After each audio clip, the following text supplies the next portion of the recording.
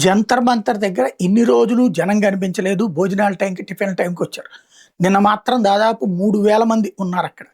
వాళ్ళకి ఇదే జునైద్ భాయ్ పిజ్జాలు, బర్గర్లు కూడా తెచ్చిచ్చాడు. కూల్ డ్రింకులు అట్లాంటివి కూడా.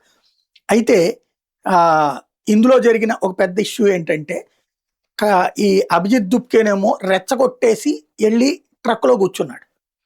రెండో పక్కన విజేత దహియా ఏదైతే రోజు ఆ స్టేజ్ మీద డ్యాన్సులు వేసినోడేమో కరెక్ట్గా నేను గొడవ జరుగుతున్న టైంలో అక్కడ ఉన్న రెస్టారెంట్లోకి వెళ్ళి టిఫిన్ చేస్తున్నాడు. ఇది బర్గర్ తింటున్నాడు.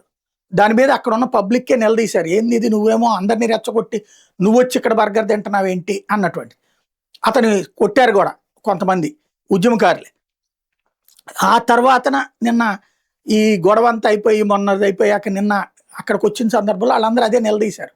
అతను అందులో ఆ గొడవ జరిగాక మళ్ళీ ఆ బర్గర్ తింటూ ఒక వీడియో కూడా చేశాడు. నేను బర్గర్ తింటే తప్పేంటి, నేను 2 రోజుల నుంచి కష్టపడ్డాను, రాత్రి పగలు ఆకలేసింది తింటున్నాను తప్ప అని చెప్పేసి.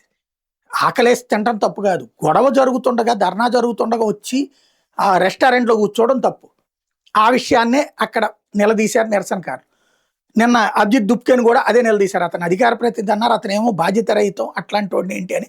మిగతా ఉద్యమకారులు అడిగేటప్పటికి అతన్ని బయటికి పంపిస్తున్నట్టు ప్రకటించింది కాక్రోచ్ జనతా పార్టీ దహియా మీద. దీంతో 2 రోజులుగా అందరిలా రోడ్ల మీద నిద్రలేని రాత్రులు గడిపితే ఆకలేసి బర్గర్ తినడం కూడా తప్పేనా అంటూ అతను ఎక్స్లో పోస్ట్ చేసుకొచ్చాడు.